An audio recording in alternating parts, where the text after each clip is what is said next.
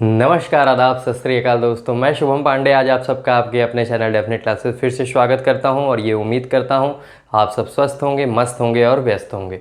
हम लोगों का जो काफ़िला है दोस्तों दिल्ली सल्तनत में वह पहुंच चुका है तुगलक वंश तक। आप सबको इस बात की अब जानकारी है दोस्तों कि तुगलक वंश ही दिल्ली का तीसरा वंश है। पहला वंश गुलाम वंश था, दूसरा वंश खिलजी वंश, तीसरा वंश ही तुगलक वंश है। ये सब बातें दोस्तों परसों की है। कल हम लोगों ने एक important topic set common eligibility test, अगर आप किसी भी गवर्नमेंट जॉब की तैयारी पे लगे हुए हैं, गवर्नमेंट जॉब को पाने के लिए आप इच्छुक हैं, तो आपको वो वीडियो जो कल मैंने बनाया है, इम्पॉर्टेंट टॉपिक है CET कॉमन एलिजिबिलिटी टेस्ट, अब कैसे होंगे पेपर, इस चीज़ पे पूरे एकदम सिंपल लैंग्वेज में आपको वहाँ पे समझाया गया है दोस्तों। आप उस वीडियो को ज़रूर देखें। अगर नहीं देखे हैं तो मैं उसका डिस्क्रिप्शन बॉक्स में लिंक दे दूँगा और वीडियो जब एंड होने लगेगा तब भी आपको वहाँ पे उसका थंबनेल दिख जाएगा, आप वहाँ से भी ओपन करके उसे देख सकते हैं। और हिस्ट्री की हम लोग बात करें दोस्तों तो हम लोगों की बात जो थी वो परसों 1398 पे मैंने आपको बताया था कि तैमूर द्वारा क्या किया गया, भारत पर आक्रमण किया गया और नॉर्थ इंडिया पे पूरा कब्जा कर लिया गया। फिर बाद में तैमूर ने अपने बेटे जिसका नाम शाहरुख था उसको यहाँ का उत्तराधिकारी घोषित किया और ये कहा कि गद्दी तुम संभालो, भारत साम्राज्य जो जीता गया है, नॉर्थ इंडिया उत्तरी भारत जीता गया है, उसे आप संभालो। लेकिन शाहरुख का भी मन यहाँ पे नहीं लगता है दोस्तों और वह किसको केयर टेकर बना के चला गया था, खिरजा खान को। और मैंने आपको वही बताया दोस्तों, खिरजा खान। और ये जो शख्स होगा जब ये दोस्तों केयर टेकर बनेगा, केयर टेकर इसको कौन बनाया था, शाहरुख बनाया था। शाहरुख कौन, तैमूर का बेटा। तैमूर कौन था, समरकंद तुर्की का एक क्रूर शासक था जो भारत पर आक्रमण करेगा 1398 में। इन सब बातों की हम लोगों ने जानकारी ले ली है। तो खिरजा खान को केयर टेकर बना के भारत का चले गए ये दोनों बाप बेटे। और जैसे ही दोस्तों ये केयर टेकर बना, इसने एक नए वंश की शुरुआत कर दी दिल्ली सल्तनत में, यानी तुगलक वंश का अंत हो गया।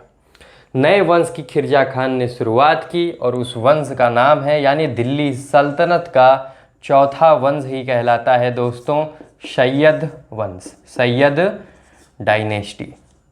आप सबको इस बात की जानकारी है दोस्तों कि 1414 में तुगलक वंश का एंड हो जाएगा। 1414 में ये जो टाइम पीरियड है, ये जो समय काल है, इसी में तुगलक वंश का अंत होगा।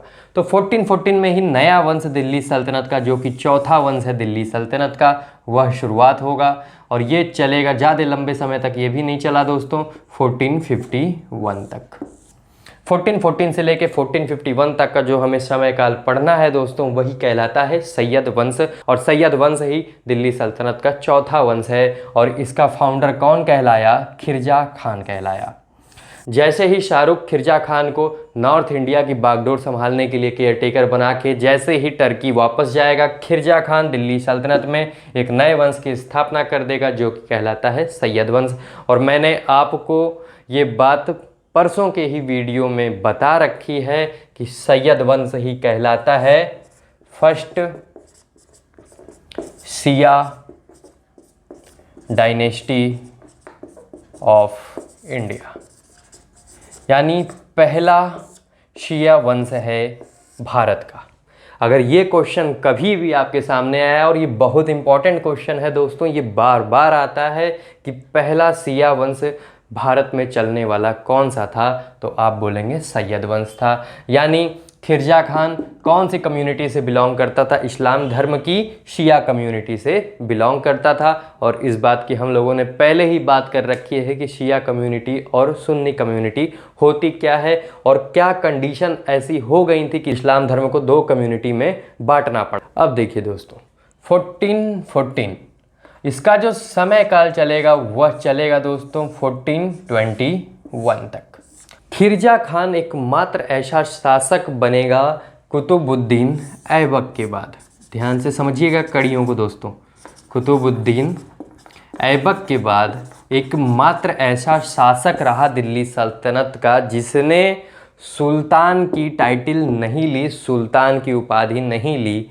और सबसे पहला ऐसा कौन सा शासक था दिल्ली सल्तनत का जिसने सुल्तान की उपाधि नहीं ली थी, मैंने बता रखा है, कुतुबुद्दीन ऐबक था। और दूसरा जो शासक बना दिल्ली सल्तनत में वह था खिरजा खान।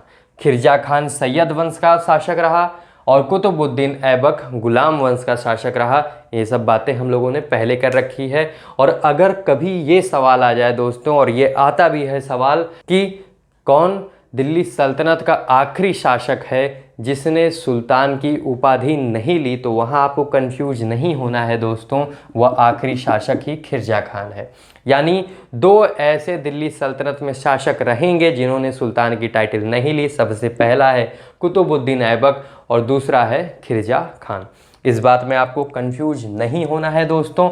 यही सबसे ज़्यादा इम्पॉर्टेंट सवाल है खिरजा खान के ऊपर, और ये सवाल आपको देखने को बहुत मिल जाएगा। और ये सैयद वंश जो है फर्स्ट शिया डायनेस्टी है इंडिया की, और इसी के क्रम में हम लोग दोस्तों आगे बढ़ते हैं।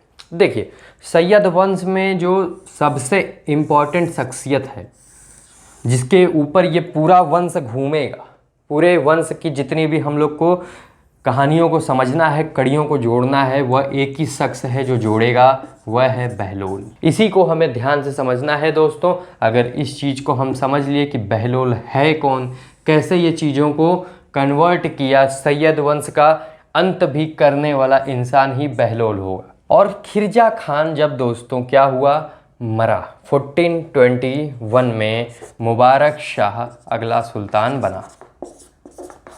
मुबारक शाह अगला सुल्तान बना। खिरजा खान 1414 से 1421 तक इसका समय काल चला। खिरजा खान से दोस्तों 3 ही सवाल बनते हैं। पहला सवाल, who was the founder of Syed dynasty, तो आपका जवाब होगा खिरजा खान। ये अगर सवाल आता है कि शिया वंश की शुरुआत करने वाला शख्सियत कौन है, इंसान कौन है, तब भी आप बोलेंगे खिरजा खान। और ये सवाल आता है कि दिल्ली सल्तनत का आखिरी शासक जिसने सुल्तान की उपाधि नहीं ली, तो आप बोलेंगे खिरजा खान। 1421 में इसके मरने के बाद मुबारक शाह अगला शासक बनेगा। जब ये मुबारक शाह अगला शासक बनेगा दोस्तों, तो इसी ने अपना वज़ीर, मुबारक शाह 1421 में जैसे ही सैयद वंश का अगला शासक बनेगा, इसने वज़ीर ही नियुक्त किया, किसको, बहलोल को।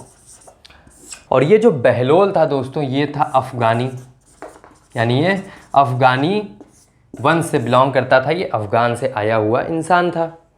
ये बहलोल जो था ये काफ़ी बहादुर भी हुआ करता था और काफ़ी दिलेर भी हुआ करता था, हिम्मती भी हुआ करता था दोस्तों। मुबारक शाह कोई ऐसी ऐतिहासिक चीज़ नहीं किया है जिसके ऊपर सवाल बनते हैं। सवाल इसका कभी कभी टाइम पीरियड पूछ लिया जाता है, या ये सवाल बन जाता है कि बहलोल जो है वह किसका वज़ीर था, तो आप बोलेंगे मुबारक शाह का। और इसका जो मुबारक शाह का समय काल चला दिल्ली सल्तनत के अंदर सैयद वंश में, वह चला 1421 से 1434 तक दोस्तों। और दोस्तों, अगर ये सवाल कभी भी आ जाए कि खाने खाना किसे कहते हैं, तो आपका जवाब होगा बहलोल को कहते हैं। खाने खाना का मतलब ये होता है दोस्तों कि खानों में खाने, यानी बहादुरों में बहादुर। अब देखिए, टाइटल जो मिली खाने खाना, वह दी गई किसके द्वारा, मुबारक शाह द्वारा। और जैसे ही मुबारक शाह मरेगा, मोहम्मद शाह बनेगा अगला सुल्तान। मोहम्मद शाह बनेगा अगला सुल्तान।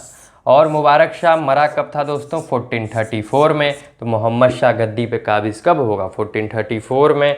और इसका जो समय काल चलेगा दोस्तों, वह चलेगा 1445 तक। 1434 से लेकर 1445 तक का जो समय काल है दोस्तों, वह मोहम्मद शाह गद्दी पे काबिज रहेगा। और इसी मोहम्मद शाह ने अपना बेटा किसे माना, बहलोल को। यानी मोहम्मद शाह आधिकारिक घोषणा कर दिया कि बहलोल मेरा बेटा है, यानी सिंपल लैंग्वेज में ये कहा जाए कि मोहम्मद शाह ने इसको गोद ले लिया। यानी Mohammad Shah declared Bahlol as his son, यानी मोहम्मद शाह द्वारा बहलोल को अपना बेटा माना गया। अब 1445 में जब मोहम्मद शाह की मृत्यु हुई, तो मोहम्मद शाह का जो ओरिजिनल बेटा था, ओरिजिनल बेटा से मतलब जो इसका असली बेटा था, बहलोल तो इसके द्वारा बनाया गया बेटा था ना, इसको डिक्लेयर किया था कि ये मेरा बेटा है। मोहम्मद शाह का जो असली बेटा था, जिसका नाम था अलाउद्दीन आलम शाह, ध्यान से समझिएगा कड़ियों को दोस्तों। मोहम्मद शाह का जो रियल बेटा था, असली बेटा, जिसका नाम था अलाउद्दीन आलम शाह, जैसे ही 1445 में मोहम्मद शाह मरेगा, अलाउद्दीन आलम शाह क्या करेगा, गद्दी पे काबिज होगा। और इसका जो समय काल है दोस्तों, वह चलेगा 1451 तक। अलाउद्दीन आलम शाह गद्दी पे काबिज होगा 1445 में और इसका समय काल चलेगा 1451 तक। अब हुआ क्या दोस्तों कि इसका समय काल 1451 तक चला। देखिए, मैंने आपको बताया कि बहलोल जो है और सैयद वंश में अगर हमें कुछ मेन चीज़ों को समझना है, अगर कड़ियों को जोड़ना है, तो हमें बहलोल के ऊपर ही केंद्रित रहना पड़ेगा, सेंट्रलाइज्ड रहना पड़ेगा। अब देखिए, मोहम्मद शाह ने इसको अपना बेटा घोषित किया था, तो आप सबको इस बात की जानकारी है दोस्तों कि मोहम्मद शाह ये चाहता था कि बहलोल अगला शासक बने। लेकिन जैसे ही ये मरेगा, अलाउद्दीन आलम शाह क्या करेगा, गद्दी पे काबिज हो जाएगा। लेकिन बहलोल काफ़ी क्या हुआ करता था, दिलेर हुआ करता था, काफ़ी बहादुर हुआ करता था। इसी कारण से, इसके डर से अलाउद्दीन आलम शाह किसी तरीके से 1445 से 1451 तक अपनी गद्दी पे काबिज रहेगा, सुल्तान की गद्दी पे काबिज रहेगा। लेकिन 1451 में इस गद्दी को सरेंडर अलाउद्दीन आलम शाह किसे कर देगा, खाना को, यानी बहलोल को। यानी ये कहा जाए दोस्तों कि सैयद वंश की अगर हम लोग बात करें तो इसकी कहानी कुछ इस तरह रहेगी। 1414 में खिरजा खान द्वारा इसे स्थापित किया गया और ये पहली सिया वंश हुआ करती थी इंडिया की जिसने शासन किया। और इसका जो समय काल चला 1414 से 1421 तक चला। इसके ऊपर मैंने इंपॉर्टेंट क्वेश्चन आपको बताए। फिर अगला शासक जो सैयद वंश में बना दोस्तों, वह कौन बना, मुबारक शाह बना। जब मुबारक शाह बना तो बहलोल को टाइटल मिली खाना की। और बहलोल कौन था, मुबारक शाह का वजीर हुआ करता था और ये काफ़ी बहादुर हुआ करता था। जब मोहम्मद शाह गद्दी पे काबिज हुआ मुबारक शाह के बाद, तो मोहम्मद शाह बहलोल को क्या कर दिया, अपना बेटा घोषित कर दिया और ये कहा कि ये मेरा रियल बेटा है। ठीक। और जैसे ही जब मोहम्मद शाह की मृत्यु हुई 1445 में, तो उसका असली बेटा जो कि कहलाता है अलाउद्दीन आलम शाह, हुआ गद्दी पे काबिज हुआ सैयद वंश में 1445 में। 1451 तक इसका समय काल चला। 1451 में किसी तरह डरता डरता ये अपने शासन को संभालेगा दोस्तों, लेकिन काफ़ी डरेगा। किससे डरता रहेगा, ये बहलोल से। और एज एन रिजल्ट ये क्या करेगा, बहलोल को ये गद्दी वापस कर देगा। और यही बहलोल दोस्तों दिल्ली सल्तनत में जैसे ही गद्दी पे काबिज होगा, एक नए वंश की शुरुआत कर देगा। और दिल्ली सल्तनत का आखिरी वंश और बहुत ही इंपॉर्टेंट वंश, जिसके ऊपर कई सवाल आपको देखने को तमाम पेपरों में मिलने वाले हैं, वह कहलाता है लोधी वंश। और आप सबको पता है, मैंने बताया कि बहलोल अफ़गान से बिलोंग किया करता था, यानी अफ़गानी था। यानी अगर ये सवाल आए कि पहला भारत का अफ़गानी वंश कौन सा था, तो आप बोलेंगे लोधी वंश था। और इसी के साथ मैं आपसे दोस्तों ये ज़रूर कहूँगा कि अगर आपको वीडियो पसंद आ रहा है, आपको पढ़ाई हुई चीज़ें समझ में आ रहा है, हिस्ट्री में आपको अब कोई दिक्कत अगर नहीं लग रही अभी तक आपने जो भी वीडियो देखा है, तो आप इसे लाइक करें और साथ में जुड़ के ऐसे ही पढ़ते रहें। हिस्ट्री पे आप कॉन्फिडेंस के साथ फतेह हासिल जरूर करेंगे दोस्तों। और इस चैनल को ज़्यादा से ज़्यादा शेयर करें ताकि ज़्यादा लोग इस चैनल का लाभ उठा सकें। और इसी के साथ मैं वीडियो को विराम देता हूं। कल हम लोग नए वंश की शुरुआत कर देंगे दोस्तों। सैयद वंश से जितने इंपॉर्टेंट क्वेश्चन थे मैंने उसके बारे में आपको बता दिए। सैयद वंश से इससे ज़्यादा कोई सवाल नहीं आते हैं दोस्तों। और हम लोग को अब इंपॉर्टेंट डायनेस्टी लोधी वंश की डिटेल पे आगे बढ़ना है और इसके तहत हम लोग काम दोस्तों कल करेंगे। लोधी वंश की हम लोग शुरुआत कल करने वाले हैं और जो दिल्ली सल्तनत का आखिरी वंश है। इसी के साथ मैं वीडियो को विराम लेने की इजाज़त चाहता हूँ आपसे। धन्यवाद।